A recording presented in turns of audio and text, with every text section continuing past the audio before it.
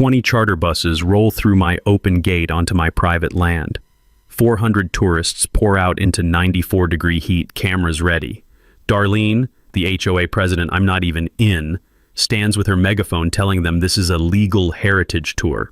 She's been doing this for 6 months. 68,000 pocketed from my property. Before that, she spent years forging documents to steal land my grandfather earned at Normandy. I watch every bus cross onto my land, wait until the last tourist steps off. Then I walk to the gate, press the remote, clunk, steel bars slam shut, locked. It takes them 10 seconds to realize. Then the screaming starts. Darlene sprints toward me, mascara already running in the heat, shrieking that I can't do this. I head back to the porch with my coffee. She's about to spend the next 4 hours learning exactly what I can do. What would you do? My name's Hollis Brennan, 52. Spent 25 years as an Army Corps engineer before I inherited 240 acres of Montana ranch land from my grandfather in 2019. Dutch Brennan bought this land in 1947 with money he saved bleeding across France. Normandy to the Rhine, every brutal step.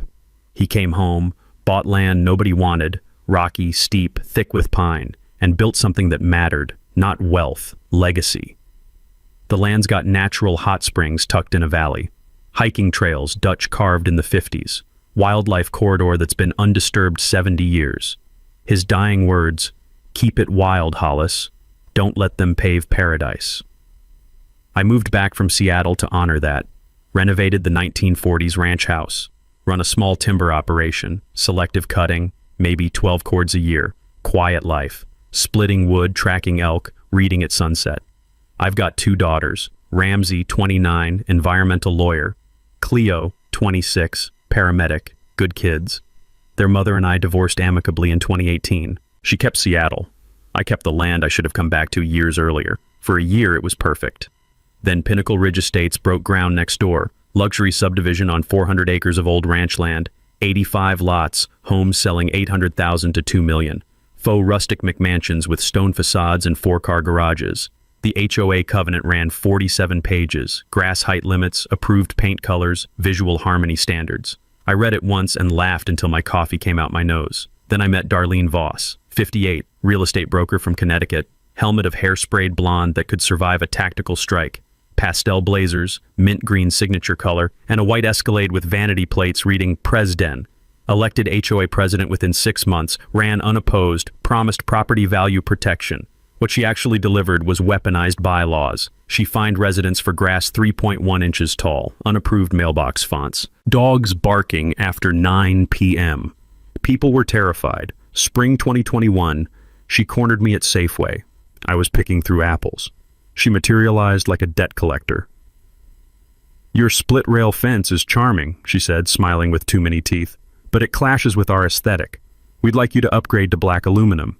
We'll contribute $2,000. I stared.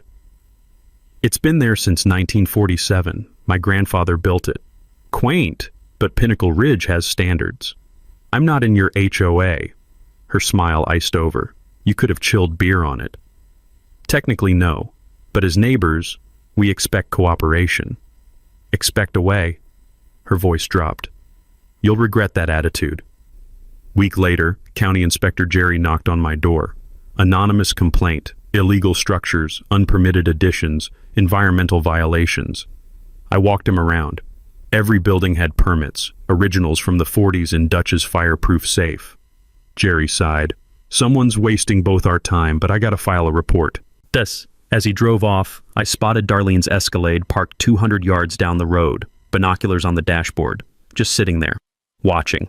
Cost me $3,200 in legal fees to compile permit documentation. My lawyer said, "She's testing you." 2 Pinnacle Ridge residents, Garrett and Simone Ortiz, caught me at the hardware store days later, kept their voices low. "Darlene did this to the guy before you," Garrett said. 47 complaints over 18 months. He sold at a loss. She wanted the land for HOA green space. I looked at him. I'm not the guy before me.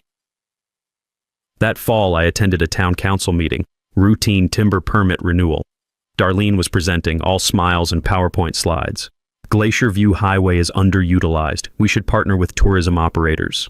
Her slideshow included a marked viewpoint, right at my property line. Driving home, I saw a tour bus idling near my fence. Out-of-state plates, tourists photographing my land. Guide's megaphone echoing, "Pristine wilderness, untouched by development." I filed it away. That evening, I stood at Dutch's grave.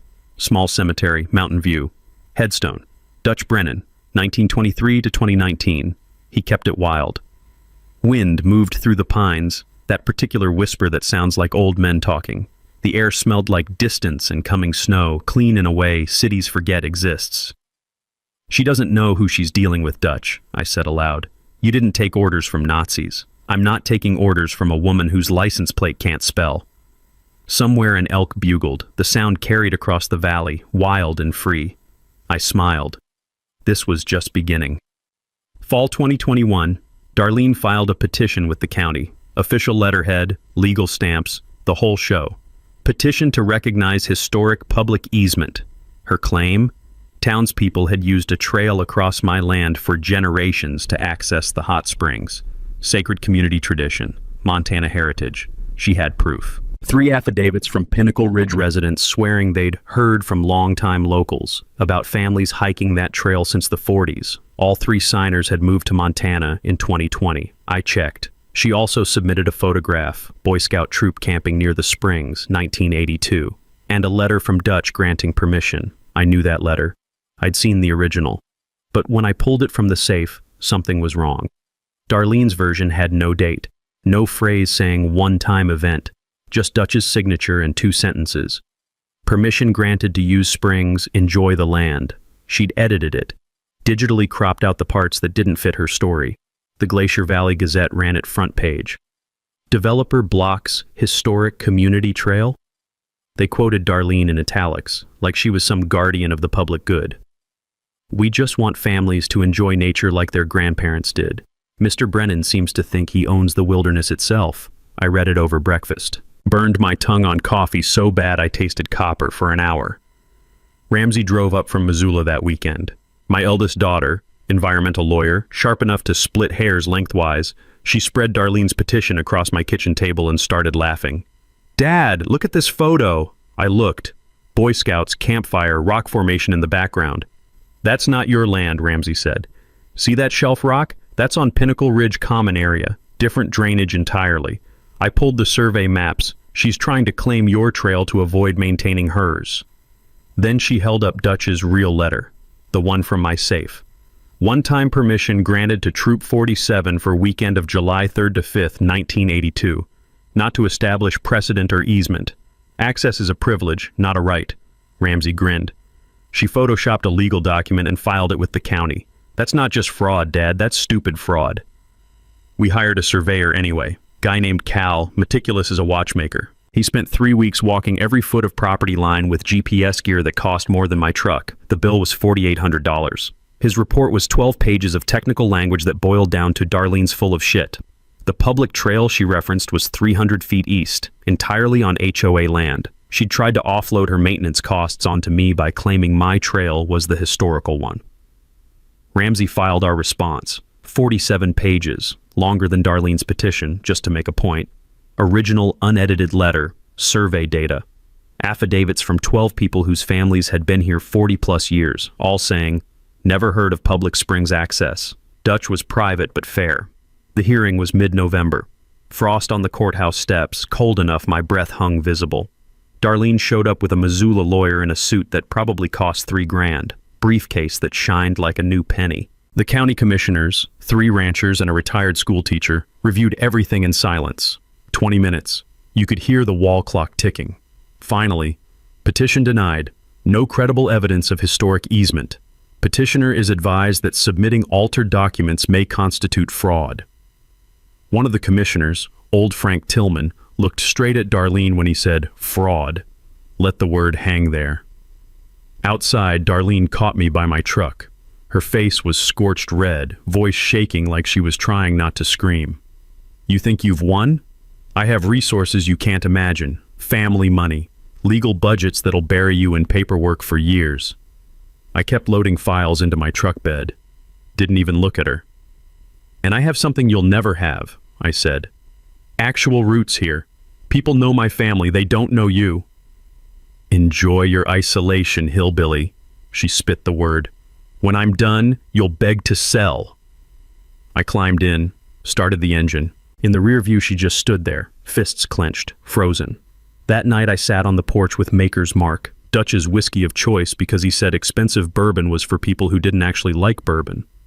I opened his journal to the 1982 entry. The leather cover had gone soft from his hands over the years, pages thin as onion skin now. Told that scout leader he could use the springs one weekend. Good kids. But I made it clear, this land is a trust, not a commodity. The day I let strangers think they own it, I've failed. I'd read somewhere once, maybe in one of Ramsey's law books she'd left behind, that if you let someone use your land for 20 years straight without challenging them, they can actually claim legal ownership through something called adverse possession. Squatters' rights on steroids. Darlene's tours had been running 18 months. I had plenty of time. But I wasn't planning to wait. Around town, Dale Hutchins mentioned it at the coffee shop. Darlene tried stealing Brennan land with fake documents. County shut her down. Linda from the bakery nodded hard. She fined my son $500 for parking his work truck in his own driveway. Commercial vehicle violation. He's a plumber. People were noticing. But the Pinnacle Ridge folks stayed quiet, too scared. Driving home, I passed 2 tour buses at the pullout. Tourists out with cameras aimed at my land like it was Yellowstone. Guide's megaphone echoing, "Pristine wilderness, a window into Montana's untouched past." I noted the company name painted on the bus, Majestic Montana Tours. The wood smoke from my stove that night smelled sharp and sweet, like victory with a side of warning. Winter turned to spring. Darlene went quiet for a few months. I thought maybe she'd learned. I was wrong. She just changed tactics. If she couldn't legally claim my land, she'd profit from it anyway. March 2022, tour buses started showing up daily. Big 40-foot charter coaches, diesel engines rumbling even at idle. They'd pull into the public pullout right against my fence, and tourists would pour out with cameras like they'd found the Grand Canyon. At first they stayed roadside. Annoying, but legal. Then one morning I was repairing fence and heard laughter from the pullout, the high-pitched excitement of people on vacation who think everything's included in the package. I moved quiet through the pines. Dutch taught me to walk without snapping twigs, and stayed low. What I saw made my jaw clench. A tour guide in a Majestic Montana Tours polo was holding up my barbed wire fence, holding it up, while 30-some tourists ducked through onto my property. "Careful of the wire," she called, cheerful as summer camp. "This is the authentic experience. The owner's old-fashioned, but this land's been shared by the community for generations." Generations. Parroting Darlene's dead easement claim like scripture. They trampled wildflowers, scattered an elk herd, took selfies with my springs. I pulled out my phone, started recording, didn't say a word. The guide never saw me. That night, I pulled county business records for Majestic Montana Tours. 20 minutes online, public information, Delaware Shell Company, standard. But buried in the ownership structure, there she was, Darlene Voss, 30% partner. I sat back, stared at my laptop screen. The math worked itself out in my head without me even trying. Engineer's curse. $60 a head, 40 people per bus, 3 runs a week. She was pulling over $1,000 weekly off my land. 33 grand in 6 months, heading for 68,000 annually. She wasn't harassing me, she was farming me. I called Ramsey. She owns part of the tour company? 30% stake, I said. She's not just trespassing, she's monetizing it. Ramsey went quiet. Then, "Dad, that's commercial exploitation. You can sue for..." "I can do better than sue." By April, I'd posted no trespassing signs every 50 feet. Montana law needs that spacing for charges to stick, something I'd learned during a property dispute case years back when a surveyor friend explained how to properly mark boundaries. 8 trail cameras went up, motion-activated cellular upload, every trespasser time-stamped and sent to my phone. 2 weeks, 15 documented incidents, all deliberate, all guided. Sheriff Chuck's office smelled like burnt coffee and old paperwork when I dropped off the complaint. He flipped through my printed evidence, photos fanned across his desk like a poker hand. "Hollis, this is solid," he rubbed his face, "but I've got 2 deputies and 600 square miles. I can't babysit your fence." "Just need it on record, Chuck." He stamped it. "Done. And off the record, Darlene's pissing off the wrong people. Her HOA folks are starting to organize." The tour company updated their website in May. I found it myself this time, couldn't sleep, figured I'd see what lies they were selling. Photos of my hot springs, taken from my land. Marketing, experience Montana's last frontier, walk pioneer trails. New fine print at bottom. Access subject to landowner discretion. Added after my lawyer's cease and desist, no doubt. The damage kept mounting. I photographed everything. Fence section destroyed, 150 feet, 800 to repair. Cigarette butts in elk calving grounds. Beer cans in the creek. Human waste 20 feet from the springs. Cleo visited in June. Found me hammering fence staples for the third time that month. She watched for a minute, then set her coffee down. Dad, you look like hell. I'm fine. You're spending every day fixing what strangers break. You can't win defending. You're an engineer. Build something. That stuck. Same week, town council debated Darlene's scenic byway proposal. Hotel owners loved it. Dale from the hardware store stood up. Bus tourists photograph and leave. We get traffic, not revenue. Garrett Ortiz stood too. I live in Ms. Voss's HOA. Half of us know she's profiting personally from this. It's not about community, it's about her. Darlene's face went crimson. She adjourned early. That night I hiked to the springs under a full moon.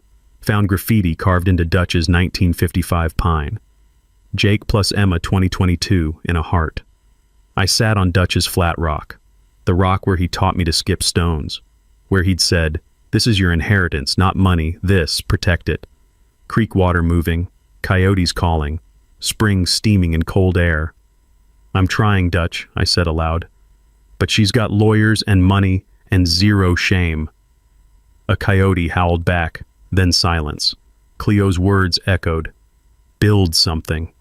I thought about my core days, controlling river flow, choke points, letting water through, then closing the gates when you're ready. The question wasn't keeping them out, it was letting them in, then making them wish they'd stayed home. I pulled out my phone, Googled, Montana Property Access Rights 1940s. Found something interesting, something old.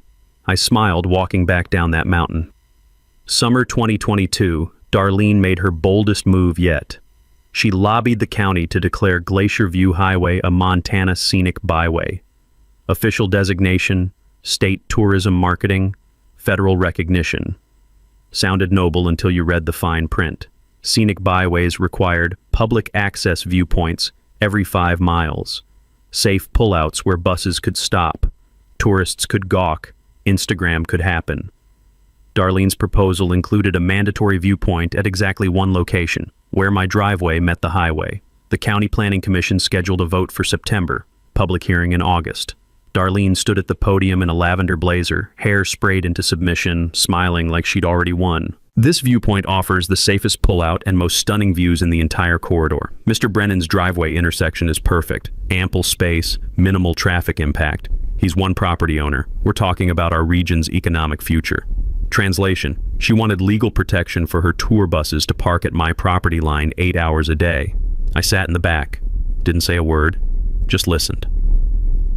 That night I couldn't sleep. 2 a.m. I gave up and pulled Dutch's original deed from the safe. The paper was thick, yellowed like old bone, edges soft from decades in that fireproof box. I'd read it 100 times, but this time I actually read it. There was a section in the property description I'd always skimmed over. Legal language from 1947, the kind that makes your eyes glaze, including all rights of ingress and egress where said property meets U.S. Highway 2, including control of approach strip extending 20 feet north and south of center line of access point. And I read it 3 times, then I called Ramsey at 7 a.m. She answered groggy, "Dad, it's Saturday." "Listen to this." I read the passage. Silence. Then I heard her sit up. "Say that again. The approach strip part." I read it slower. "Holy shit," she said. "Dad, that's a pre-interstate provision.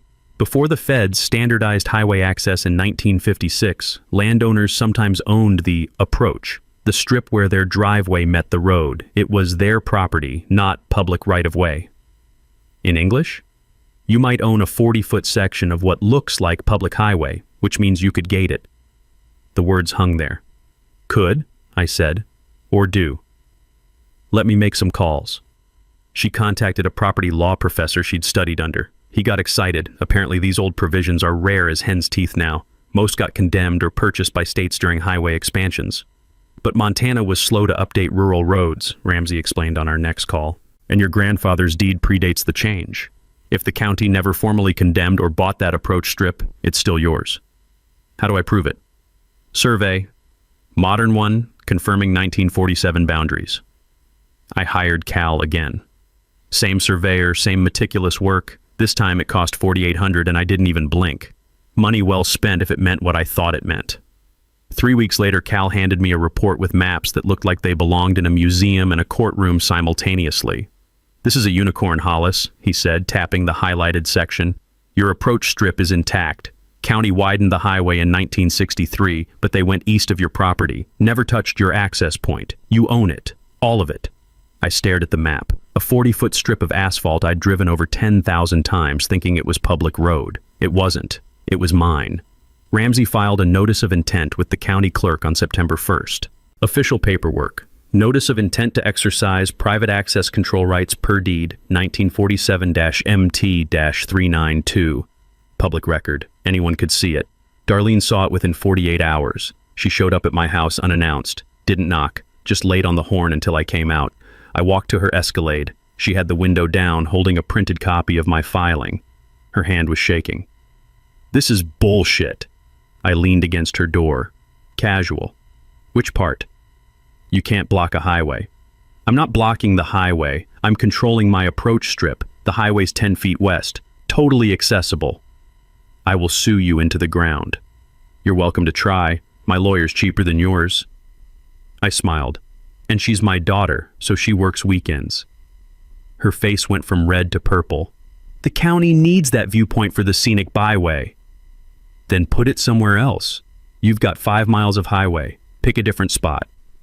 She sat there, engine running, breathing hard through her nose, like a bull deciding whether to charge. This isn't over, she finally said. Never thought it was. I stepped back. She peeled out, gravel spraying. The county commission met 2 weeks later. The scenic byway proposal passed, but the mandatory viewpoint got moved 2 miles east. Different landowner who'd negotiated a payment from the tourism board. Darlene's plan for legal protection at my driveway, dead. But her tours kept running. She still had revenue, still had her business, still had 6 months until her debts caught up with her. I didn't know that part yet. That discovery would come later. What I knew was this. I had a legal right to gate my approach. I'd filed my intent. Darlene knew I could act, but I didn't build anything. Not yet, because I'd learned something from watching her. She was impatient, desperate. She'd pushed too hard on the easement, lost. Pushed too hard on the scenic byway, lost again. If I installed a gate now, she'd have months to prepare, lawyer up, find loopholes. Better to let her think the filing was just paperwork, just me covering legal bases. Let her keep running tours, keep getting comfortable, keep counting that money. And when the moment was right, when she was most exposed, most confident, most committed, then I'd spring the trap. The local newspaper ran a story. Landowner exercises century-old property right. Patricia Mail, the editor, had done her homework, interviewed the property law professor, explained the history, presented both sides. Comments section exploded. Half the town, good for him, it's his land. Other half, selfish hoarder blocking economic growth. Dale caught me at the hardware store. You've got more support than you think. We're just quieter than Darlene's people. I bought a spool of high-tensile wire, some fence staples, a few 2x4s. Dale rang me up, didn't ask what it was for. You need help installing anything, he said. You let me know. Appreciate it, Dale. I loaded everything into my truck, drove home, didn't use any of it, not yet. That evening I walked the property line at sunset. The approach strip, my approach strip, sat there innocent as could be. Just asphalt, just a driveway. But I was seeing it different now, not as access, as a gate. A 40-foot choke point where 20 buses could fit bumper to bumper, trapped between my land and a bridge ahead that couldn't hold their weight. I stood there until the stars came out. The September air had that first edge of cold. Elk were bugling up on the ridge, that sound that's half scream, half song. Dutch used to say you could tell a lot about a man by how patient he could be. Germans thought they had patience, he'd told me once. Dug in for winter, but we had more. Waited till spring. Then we moved. I wasn't moving yet, but I was ready. October 2022, leaves turning gold and the tourist season winding down. Darlene's buses still running, but less frequently now. 3 times a week instead of daily. Ramsey came up for the weekend. Brought her laptop, said she wanted to work remote, enjoy the quiet. But Saturday morning over coffee, she got that look. The one that meant she'd found something. "Dad, I need to show you something." She spread financial documents across my kitchen table. Public records, business filings, loan documents, all stuff you can pull if you know where to look and have a lawyer's access to databases. "I was preparing defensive research," she said, "in case Darlene sues over the approach strip, so I pulled everything on Majestic Montana Tours." She pointed to a loan document. "The company owes $340,000. Equipment loans, bus leases, operating capital, and they're 90 days behind on payments." I looked at the numbers. 90 days behind means default notices, creditors circling. She pulled up another page. "And look who personally guaranteed the loans." Darlene's signature, right there in blue ink. "If the company goes under," Ramsey said, "creditors can come after her personal assets, house, car, bank accounts." Then she showed me the HOA documents. Pinnacle Ridge had taken out a $1.2 million bond in 2021. Community improvements, clubhouse, landscaping, that ridiculous monument sign at the entrance. "Bond payments due March 2023, Ramsey said. 6 months from now, $180,000. Can they cover it? She showed me the HOA budget. Public record, has to be disclosed to homeowners. They've got $31,000 in reserves. They're short $149,000. I sat back. How's Darlene covering this? She's not.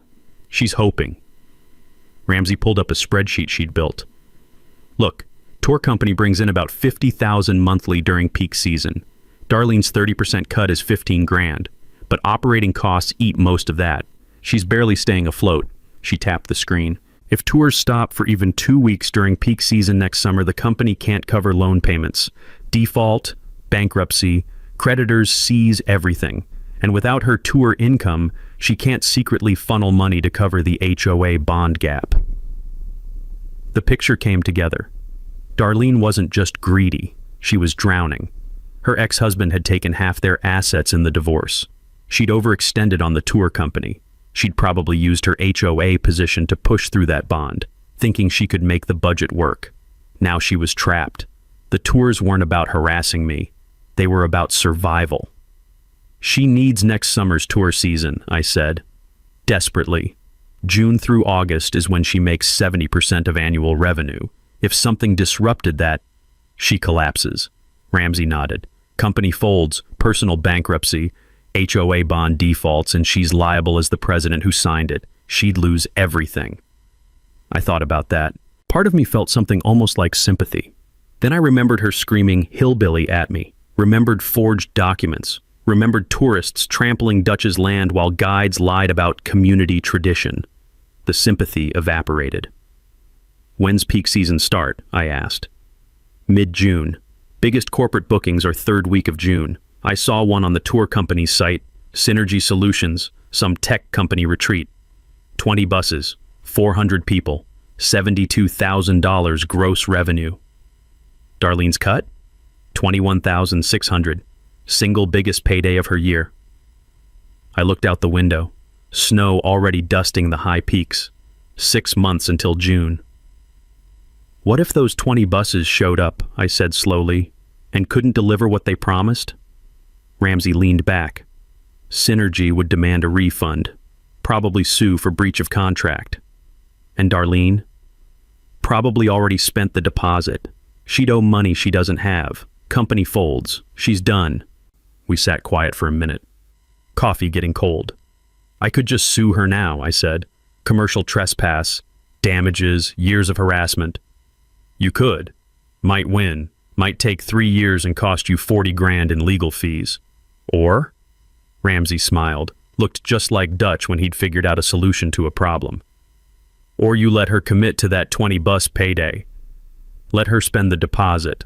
Let her promise 400 people access to land she doesn't control. And then? Then you remind her what a property line actually means."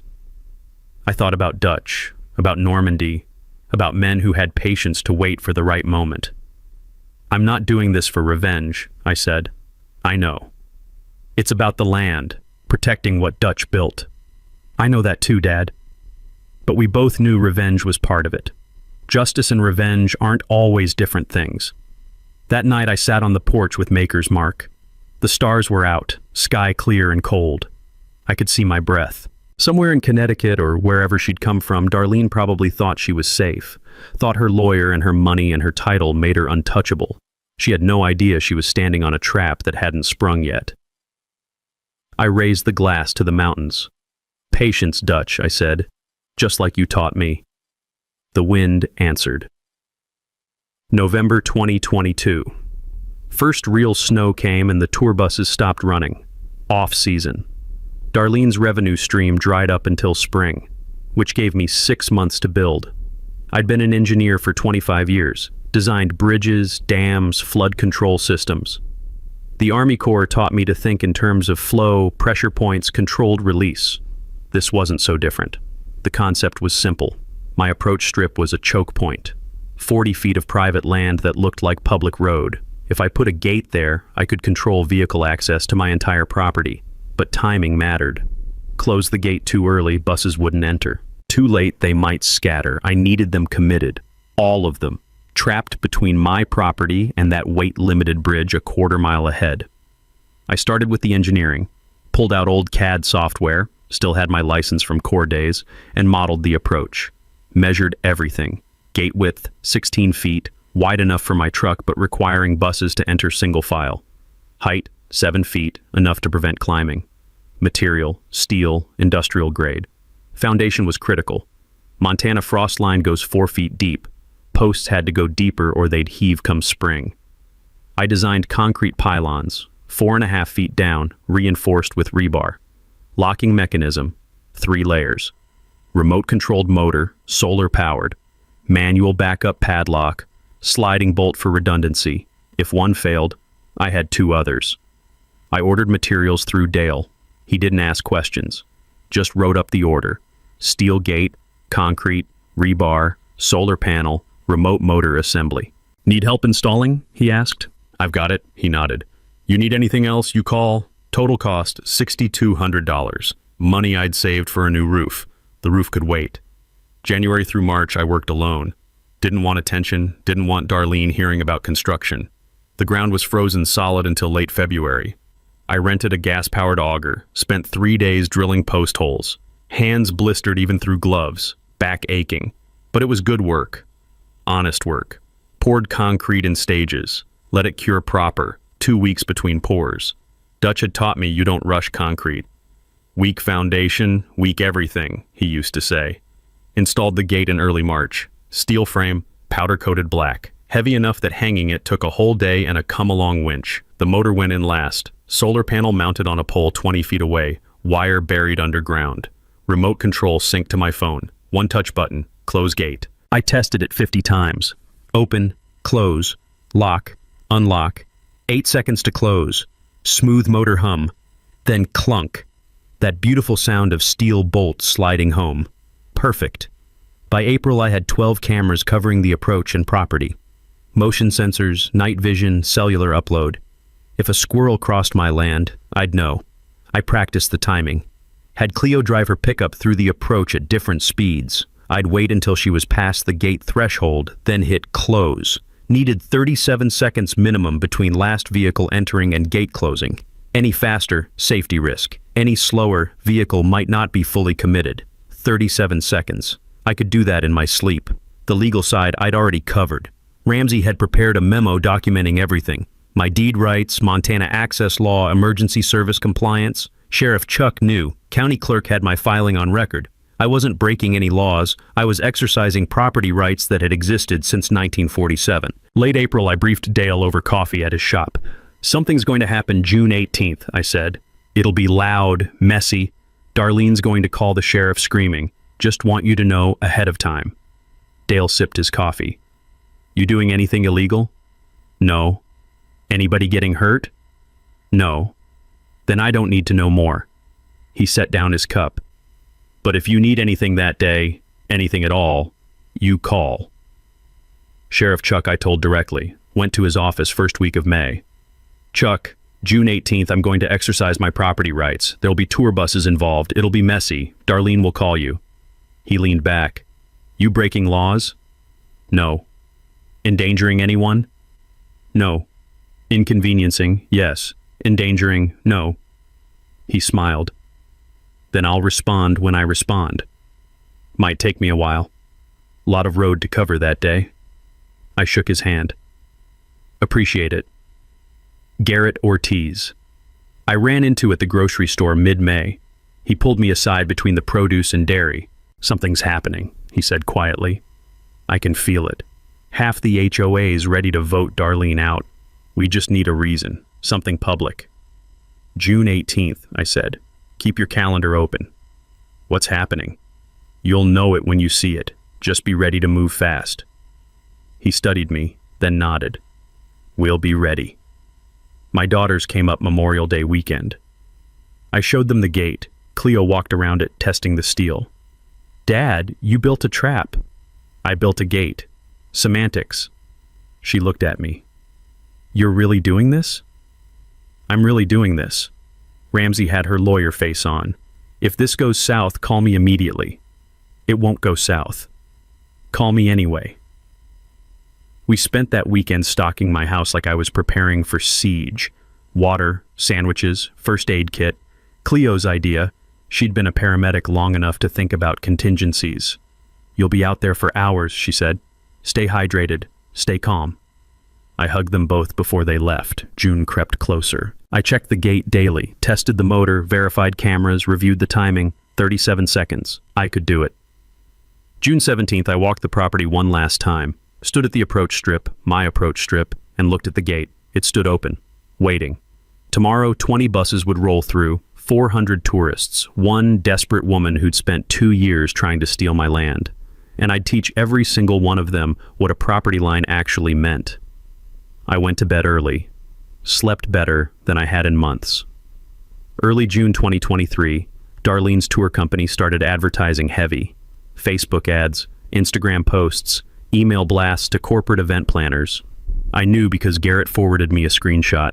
The ad showed my hot springs, my property, with text, book your Montana adventure before access changes, limited availability for premium corporate retreats. She was creating urgency, scarcity marketing, because she knew something had shifted and she needed to cash in fast. June 5th, Garrett sent me another message, just 2 words and a PDF attachment. Holy shit. I opened it. Synergy Solutions Corporate Retreat Itinerary. 400 employees and families. 20 charter buses. June 18th. Premium package, $180 per person. $72,000 gross. Darlene's 30%, $21,600. The itinerary was detailed, professionally designed. Color photos of my land throughout. 9:30 a.m. Depart hotel, arrive Montana. Hot Springs private reserve, like she owned it. 10 a.m. Guided nature walk on historic pioneer trails. My trails, Dutch's trails. 11:30 a.m. Exclusive access to natural hot springs, photography opportunities. My springs. 12:30 p.m. Catered lunch on site. My site. The marketing language made my teeth hurt. Experience authentic Montana wilderness on a private historic ranch preserved for generations. Walk where pioneers walked. See untouched natural beauty. Everything was a lie except the untouched part, and she was fixing to touch it. I called Ramsey. She's selling access like she owns it.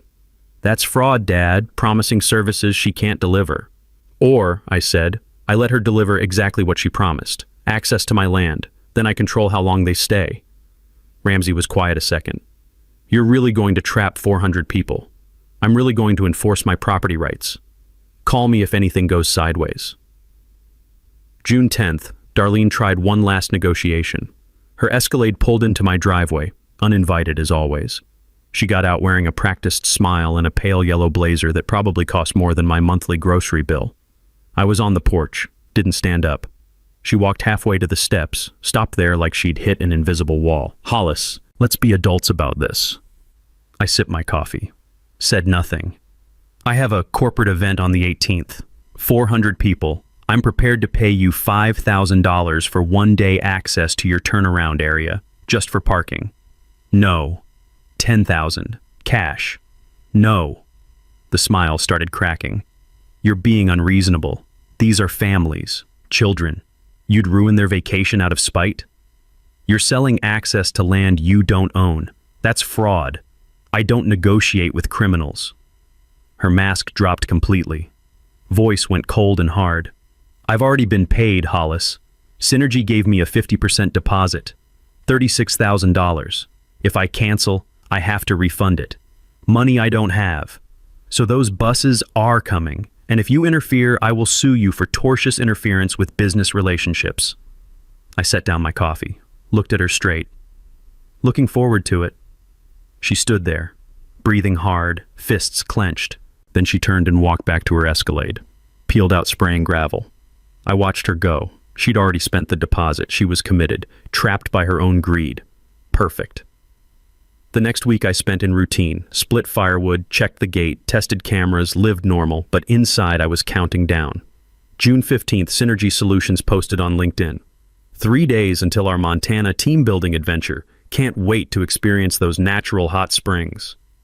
Comments rolled in, employees excited, families packing hiking boots. None of them knew they were about to become pawns in someone else's property dispute. I almost felt bad for them. Almost. June 16th, I got a text from Dale. Whatever you're doing tomorrow, good luck. From Chuck. I'll be patrolling the North County all day tomorrow. Might take a while to get to calls from your area. From Garrett. HOA board is ready. We've got the votes. Just need the catalyst. Everything aligned. That evening, I sat on the porch with Dutch's journal. Read the entry from June 1944, day before D-Day. Tomorrow we hit the beach. Some of us won't make it, but we're going anyway because some things are worth fighting for. Not glory, not medals, just the right to go home and live free on our own land. That's all any man should need. I closed the journal. Tomorrow I wasn't storming a beach, just closing a gate, but the principle was the same. My land, my rules. I went to bed at 10, set my alarm for 6, slept like a stone. June 18th. 0:30. The alarm went off, but I was already awake. Made coffee, sat on the porch watching the sky lighten. Weather forecast. Clear, sunny, high of 94. Perfect. 6 a.m. I checked the gate one last time, opened it wide, cameras online, phone charged, app open. The one-touch close gate button sat there on my screen, waiting. I made a second pot of coffee, stronger this time. Then I sat in my rocking chair and waited. 7:30, the first text came, from Garrett. Buses just left the hotel, ETA to you, 9:30. I texted back, Roger. 8:15. I heard them before I saw them. That diesel rumble, 20 engines running in convoy. The sound got louder, closer. I stood up, walked to the porch rail, phone in my hand. 8:45, the first bus appeared on the highway, then another, 20 buses. Rolling toward me like a slow-motion invasion. The lead bus slowed, turn signal on. It turned onto my approach strip, my land. I counted them through the camera feeds. 1, 2, 3. Darlene was on bus number 4. I could see her through the windshield. Clipboard, headset. Smiling. She thought she'd won. 10, 11, 12. Tourists starting to exit the buses. Stretching, looking around, taking pictures. Kids running. Parents calling after them. 18, 19. Bus 20 turned onto my property. I waited. Counted in my head. 1, 2, 3, 37 seconds. 3. The last tourist stepped off bus 20. Darlene was standing near bus 1, megaphone in hand, about to address the crowd. I tapped my phone screen. Close gate. 8 seconds. The motor hummed. The steel gate swung smoothly across the approach strip. Clunk. Locked. For maybe 5 seconds, nobody noticed. Then a bus driver tried to leave, saw the gate, radioed someone. Word spread. Darlene's head snapped toward the gate. I watched her face change. Confusion, understanding, rage. She started running toward my house. I sat back down in my rocking chair, picked up my coffee, and smiled. The screaming started before Darlene even reached the gate. Not from her yet, from the tourists. Confusion rippling through the crowd like a shockwave. 400 people realizing simultaneously that the exit had closed. Why is there a gate? We can't get out? Is this part of the tour? Darlene sprinted across the gravel in heels, impressive and stupid simultaneously. She hit the gate at full speed, grabbed the steel bars, started shaking them. Open this! Open this right now! Her voice was already hoarse. The megaphone worked, probably. Now it was shredding to pieces. I stayed on my porch, sipped coffee, watched. She spun around looking for me, spotted me sitting there calm as Sunday morning. Hollis Brennan! Screaming now, full volume. You open this gate or I swear to God. I picked up my PA speaker, turned it on, spoke calm and clear. Good morning. You are currently on private property. The tour operator did not have permission to bring you here. I am exercising my legal right to control access to my land. You are not in danger. You are not permanently trapped. You may exit through the pedestrian gate at any time. I pointed to the small door set into the main gate. Unlocked. Human-sized. The buses will remain here until I decide otherwise. I estimate 3 to 4 hours. Please stay calm. There's shade under those pines if you need it. I apologize for the inconvenience. The reaction was chaos. Some tourists laughed nervously, thought it was a prank. Others got angry immediately. This is ridiculous. Parents grabbed kids. We're leaving. Now. About 60 people headed straight for the pedestrian gate, walked out, started the long hike back to the highway. But 340 stayed, either curious, stubborn, or waiting to see what happened. The bus drivers gathered in a cluster, radios out, calling dispatch. One driver, older guy, professional, approached my fence, called out calm. Sir, we've got families here. Kids, elderly passengers. We need to leave. You're welcome to leave on foot, I called back. The vehicles stay. How long? Until I'm satisfied. He didn't look happy, but he nodded, went back to brief the others. Darlene was still at the gate, makeup starting to run in the heat, hairspray helmet collapsing strand by strand. She'd stopped screaming, which somehow felt more dangerous. 9:45. Temperature already 82 and climbing. The buses idled for a few minutes, AC running, then one by one the drivers shut them down. Conserving fuel. Without the engine noise you could hear everything. Kids whining, adults complaining, the low murmur of 300 people realizing their vacation just derailed. 10 a.m. Darlene's phone rang. She answered. Even from the porch I could hear the yelling from the other end.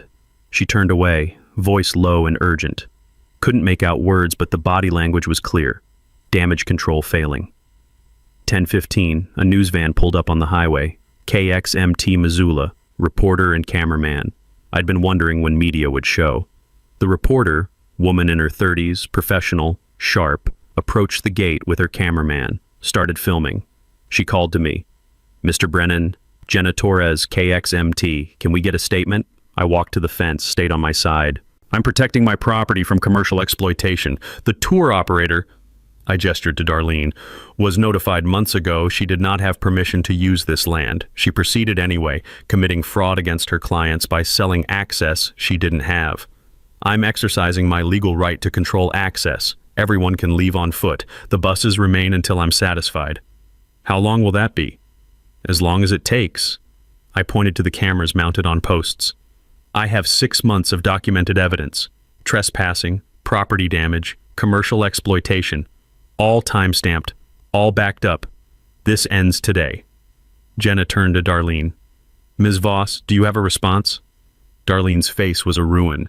Makeup streaked, hair wild, sweat stains blooming dark on her blazer. This is illegal imprisonment. He's holding 400 people hostage. Ma'am, are people free to leave on foot? Darlene sputtered. That's not, they can't just, so they can leave? The buses are on his private property without permission, Jenna said. Not mean, just factual. Darlene looked like she'd been slapped. The camera kept rolling. 10:30, Sheriff Chuck pulled up, took his time getting out, surveyed the scene with the expression of a man who'd seen this coming. Darlene ran to him. Sheriff, arrest him. False imprisonment, reckless endangerment. Chuck held up a hand. Ma'am, slow down. He walked to the gate, looked at the buses, looked at the tourists milling around, checked the pedestrian gate, unlocked, people flowing through. Then he pulled out his PA. Folks, if anyone has a medical emergency, wave me down. Otherwise, you're free to leave on foot. This is a property dispute, not a public safety issue. Darlene grabbed his arm. It's not a dispute. It's a crime. Chuck gently removed her hand. Ma'am, he owns the land. He can lock his gate. Your bus is trespassed. That's civil, not criminal. I have a contract with your clients, not with him. Chuck gestured to me. Y'all need to work it out. He walked back to his cruiser, sat in the shade, waited. Darlene stood there, alone in the sun, breathing hard. 11 a.m., 90 degrees. The buses sat silent, baking metal. The smell of hot asphalt and diesel hung thick. Tourists had claimed every shaded spot, kids crying, adults on phones calling rides, anger mixing with resignation. And then, the moment I'd been waiting for. A man in a suit emerged from bus 7, mid-40s, tie loosened but still wearing it despite the heat. He walked straight to Darlene, Marcus Lyle, Synergy Solutions 5P of Operations. I'd seen his face on the company website Garrett had sent me. His voice carried across the distance. Ms. Voss, explain. Darlene turned. Her face went white. Marcus, it's not my fault. He locked. You guaranteed exclusive access. You said this land was reserved for our event. It was supposed to be. Marcus pulled out his phone, put it on speaker, called someone. Legal? Marcus Lyle. We need to discuss breach of contract. Vendor failed to deliver services as specified. What's our recourse? A tinny voice. Full refund plus penalty clause if services aren't rendered. Marcus looked at Darlene. You owe us $108,000. You have 48 hours. Darlene's legs actually buckled. She caught herself on a bus bumper. I can't. The money's... Then we'll see you in court. Marcus walked away, back to the shade. Darlene slid down to sit on the ground. Just sat there, staring at nothing. Her phone rang. She didn't answer. Rang again. Didn't answer. 11:30. 92 degrees. I went inside, made a sandwich, came back out. Still there. All of them. Trapped by their own presence. Noon approached. Peak heat coming. Noon hit like a hammer. 94 degrees and the sun directly overhead. No mercy. The buses sat silent. Dark metal baking.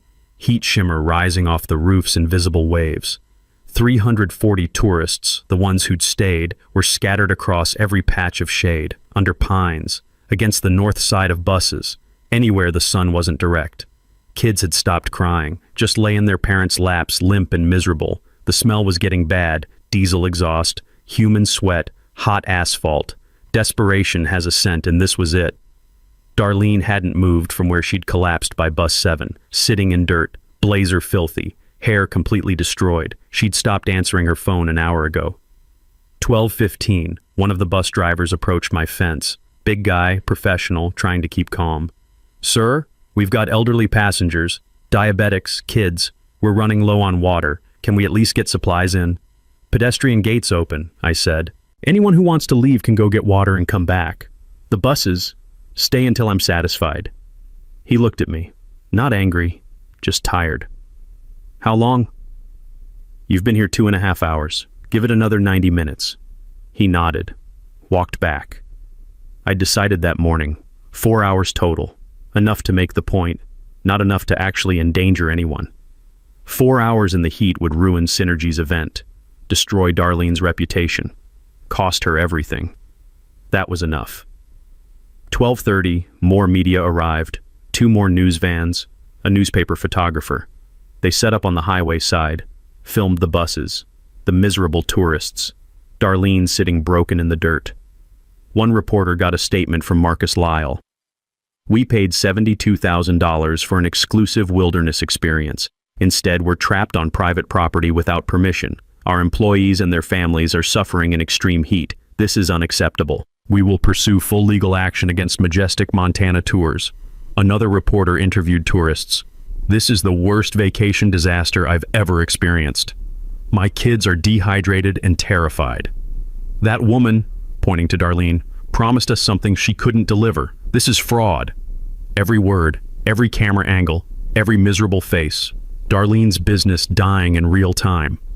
12:45, Patricia Meal from the Gazette arrived. She'd been waiting for this. I'd told her something was coming. She walked to my porch. I invited her onto my property. Hollis, hell of a thing you've done here. Just enforcing property rights. She pulled out a notebook. I'm running a full story tomorrow. Want to give me the background? I handed her a USB drive. 6 months of trespassing documentation. Financial records showing Darlene's ownership stake in the tour company. Timeline of harassment. Copies of forged documents from the easement attempt. It's all there. She looked at the drive. This goes live tomorrow morning. Good. She looked at the scene. Buses, tourists, Darlene. You know you're going to be the villain to a lot of people. And the hero to others. Can't please everyone. She smiled. No, you can't. 1 p.m. peak heat, 94 degrees exactly. I stood up, stretched, picked up my PA. Attention, I am now opening the gate. Please proceed safely and leave my property immediately. Do not return. I pulled out my phone, tapped the screen. Open gate, 8 seconds, motor whir. The gate swung wide. For about 3 seconds, nobody moved, like they couldn't believe it. Then chaos. Bus engines roaring to life simultaneously. 20 diesel motors, deafening, drivers scrambling, tourists running for buses. The convoy lurched forward in desperate disorder, buses cutting each other off, horns blaring. One bus nearly sideswiped another, driver screaming out the window. 8 minutes. That's how long it took for all 20 buses to clear my property. A rolling disaster of a retreat. The dust hung in the air after they'd gone. Thick and choking. Silence settled. I looked at the approach strip. My approach strip. Empty now except for trash they'd left. Water bottles, candy wrappers. I'd clean it later. Darlene's Escalade was still there, parked on the public road. She was sitting in the driver's seat, engine off, just sitting. I watched her for a minute. Then she started the car, pulled away slow, didn't look back. I sat back down in my rocking chair, picked up my now cold coffee. The news vans were packing up, reporters doing final stand-ups with my property in the background. Sheriff Chuck walked over. Well, that was something. That it was. You know she's going to sue you. Let her try. He smiled, tipped his hat. Have a good day, Hollis. You too, Chuck. He left. I sat alone on my porch. The elk would come back in a few days. The land would settle. And Darlene Voss would never set foot on my property again. 4 hours, 400 people, 20 buses, 1 locked gate. Sometimes that's all it takes to prove a point. I raised my cold coffee to the mountains. We kept it wild, Dutch, I said. The wind moved through the pines, sounded like approval. The next morning, Patricia's story ran front page. HOA President's Secret Business Empire, Fraud, Trespassing, and Financial Collapse. The photos told it all. Darlene screaming at my gate, tourists wilting in heat, Marcus Lyle's face when he terminated the contract. The article laid out everything. Her ownership stake, 6 months of trespassing evidence, the forged easement documents, the financial house of cards. By noon, every Montana outlet had picked it up. Darlene resigned as HOA president that afternoon. 1-line email, effective immediately. June 22nd, Majestic Montana Tours filed bankruptcy. Creditors got pennies on the dollar. July 2nd, Darlene filed personal bankruptcy. Escalade repossessed. House listed underwater. August 3rd, Garrett texted me a photo. Darlene loading a U-Haul alone. Moving back to Connecticut. I looked at that photo for a long time. Didn't feel triumphant. Didn't feel sorry either. Just felt done. Synergy sued the tour company, won a default judgment. $108,000. Uncollectible, but on record. The county reviewed her easement petition, referred it for fraud investigation. No charges filed, but permanent black mark. She was finished in Montana. July 1st, Pinnacle Ridge held emergency elections. Garrett won HOA president with 71%. First act, rescind every petty fine Darlene had issued, returned $34,000 to residents nickel and dimed for grass height and mailbox colors. Second act, full financial audit, found $78,000 in consulting fees paid to Darlene's personal LLC. Likely embezzlement, but statute expired. They let it go. Just wanted her gone. Mid-July, Garrett came to my house, knocked instead of honking. Hollis, we want to make amends. I offered iced tea. We sat on the porch. Your grandfather was a veteran. We'd like to establish a scholarship in his name for students studying environmental science or land management. How much? $50,000 endowment, $2,500 annually to 2 students. I thought about Dutch, what he'd value. He believed in education and stewardship. He'd like that. The first Dutch Brennan Memorial Scholarship was awarded spring 2024. Ramsey presented it, 18-year-old ranch kid studying watershed management. I shook his hand. Make it count. Yes, sir. Dutch would have been proud. September 2023, I donated 40 acres to the county, the section with the hot springs. Conditions, nature preserve, no commercial tours ever, foot traffic only, maintained by volunteers. Wildlife sanctuary. Named it the Dutch Brennan Wildlife Corridor. Dedication ceremony drew 200 people. Dale spoke. Hollis could have been bitter. Instead, he gave us a gift. This is real stewardship. Ramsey's voice cracked. My great-grandfather would be proud. This land stays wild forever. I kept it short. Dutch taught me land isn't property, it's responsibility. Today we share that. After people hiked the trails, kids splashed in the creek, elk grazed unbothered. The land was healing. Ramsey moved back that fall, opened her practice above Dale's hardware store. Environmental law, property rights. First client, farmer fighting eminent domain. She won. She visits every Sunday for dinner now. Cleo brings my grandkids, Finn and Mara, every summer. I teach them what Dutch taught me, reading tracks, identifying birds, respecting land. Mara asked once, why did that mean lady try to take our land? She forgot you can't own wild things, only protect them. Did you protect it? I tried. Now we all protect it together. September 2024, first annual Stewardship Day, third Saturday. Community volunteers maintaining trails, removing invasives, monitoring wildlife. 120 showed, locals and Pinnacle Ridge families working side by side. I pulled knapweed next to Garrett. Simone ran tools, Dale brought lunch. Real community, not forced by HOA rules, just people caring because it mattered. Spring 2025, coffee shop, morning routine.